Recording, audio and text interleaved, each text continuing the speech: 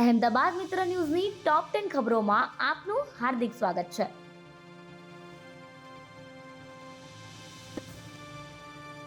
7 મહિનાના ગર્ભ સાથે પત્ની સમલૈંગિક મિત્ર સાથે રહેવા ગઈ.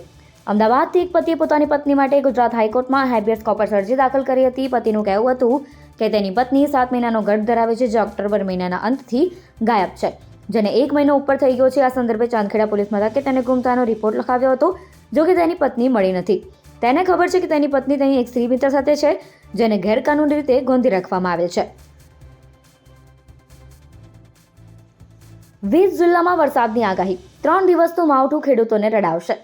ઉત્તર પશ્ચિમ મધ્યપ્રદેશ પર સર્જાયેલી સાયક્લોનિક સર્ક્યુલેશન સિસ્ટમ અને વેસ્ટર્ન ડિસ્ટર્બન્સને કારણે ભર શિયાળે ભાદરવાના એંધાણ હવામાન વિભાગે વ્યક્ત કર્યા છે. આજથી 3 દિવસ એટલે કે 24, 27 અને 28 ડિસેમ્બરે રાજ્યમાં ગાજવીજ સાથે કમોસમી વરસાદનો રાઉન્ડ શરૂ થશે, જેમાં છોટાઉદેપુર, નર્મદા, તાપી, ડાંગમાં બરફના કરા આવતીકાલે વરસી શકે છે. અહીં વીજળીના ચમકારાનું ઓરેન્જ એલર્ટ આપવામાં આવ્યું છે.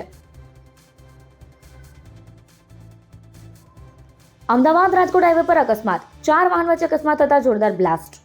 બાવડા અને બગોદરા વચ્ચે બમાસરા ગામ પાસે અકસ્માત થયો હતો. બગોદરાથી અમદાવાદ તરફ જતી કાપડની ટ્રકનું ટાયર ફાટતા બાવડા તરફથી બગોદરા તરફ જતી ટ્રક સાથે અથડાઈ. આ ઘટનામાં કુલ 4 ભારે વાહનો અથડાતા મોટો અકસ્માત થયો હતો. આ અકસ્માત અને આગની ઘટનામાં એક ટ્રકમાં સવાર 2 લોકોના મોત થયા છે, જ્યારે 2 લોકોને ઈજા પહોંચી છે.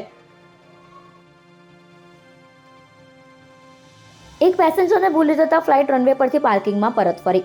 અમદાવાદનું સરદાર વલ્લભભાઈ પટેલ ઇન્ટરનેશનલ એરપોર્ટ યુકેમાં પણ કનેક્ટિવિટી ધરાવે છે, જેમાં એર ઇન્ડિયા દ્વારા અમદાવાદથી લંડન અને લંડનથી અમદાવાદની ફ્લાઇટ ઓપરેટ કરવામાં આવે છે. સામાન્ય દિવસોમાં કેટલીક વખત ટેકનિકલ ક્ષતિ અથવા વાતાવરણને કારણે ફ્લાઇટ વિલંબિત થતી હોય છે, પરંતુ સવારે 9:40 કલાકે લંડનથી અમદાવાદ આવનારી ફ્લાઇટ 1 કલાક 20 મિનિટ વિલંબિત થઈ હતી.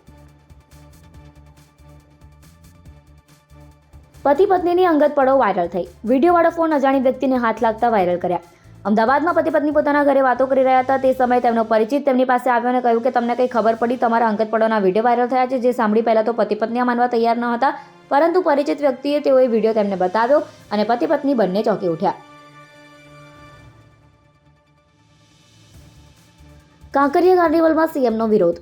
અમદાવાદ કાંકરિયા કાર્નિવલના પ્રારંભના દિવસે કાંકરિયા ખાતે આમ આદમી પાર્ટીની છાત્ર વિંગ CYSS દ્વારા મોડી રાત્રે વિરોધ પ્રદર્શન કરવામાં આવ્યું હતું. મુખ્યમંત્રી ભૂપેન્દ્ર પટેલ સહિત મંત્રી અને ધારાસભ્યો જ્યારે કાર્નિવલમાંથી રવાના થઈ રહ્યા હતા, ત્યારે બહાર આમ આદમી પાર્ટીના છાત્ર વિંગ દ્વારા બેનરો લઈને વિરોધ પ્રદર્શન કરવામાં આવ્યું હતું. આમ આદમી પાર્ટીની મહિલા કાર્યકર્તા ભાજપના ધારાસભ્યની ગાડી આગળ ઊભી રહી ગઈ હતી. અચાનક જ વિરોધ પ્રદર્શન થતાં મુખ્યમંત્રીની સિક્યુરિટી અને પોલીસ તંત્રમાં દોડધામ મચી ગઈ હતી. સીએમ સિક્યુરિટી અને પોલીસે બેનરો લઈને દર્શાવનારા કાર્યકર્તાઓને દૂર ખસેડ્યા હતા. તમામને ડિટેન કરી મણિનગર પોલીસ સ્ટેશન લઈ જવાયા હતા.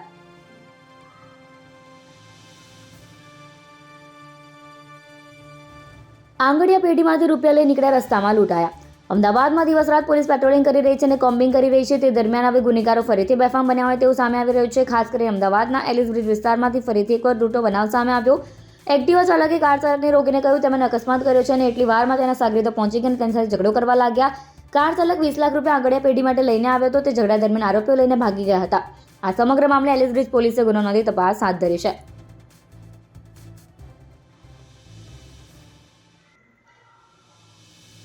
કોન્સ્ટેબલો માટે અમદાવાદમાં બનશે ફર્નિશ્ડ 2 BHK ફ્લેટ. ગુજરાતમાં ઘણા સમયથી પોલીસ કર્મચારીઓ માટે પોલીસ લાઇન અને તેના પરિવાર માટે સારી રહેવાની જગ્યા ખૂબ જ મહત્વની અને જરૂરી હોવાનું સરકાર દ્વારા ઘણા સમયથી વિચારણા કરવામાં આવી રહી હતી. એમાં પરિવારને જરૂરી તમામ વસ્તુઓ મળી રહે અને એક સારું જીવન તેઓ પરિવાર સાથે રહે માટે હવે નવી અત્યાધુનિક પોલીસ લાઇનો બની રહી છે, જેમાં 2 BHK ફ્લેટ કોન્સ્ટેબલોને ફાળવવામાં આવશે.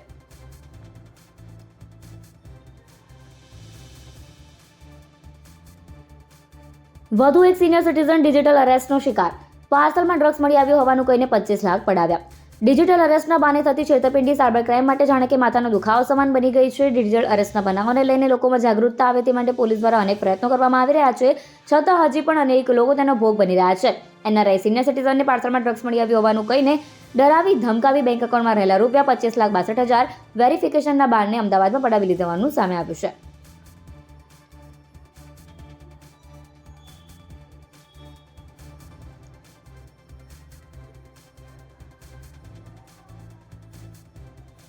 અમદાવાદ એરપોર્ટ પર એર કોમ્પ્રેસરમાં 3 કિલો સોનું સંતાડીને લાવનારો ઝડપાયો.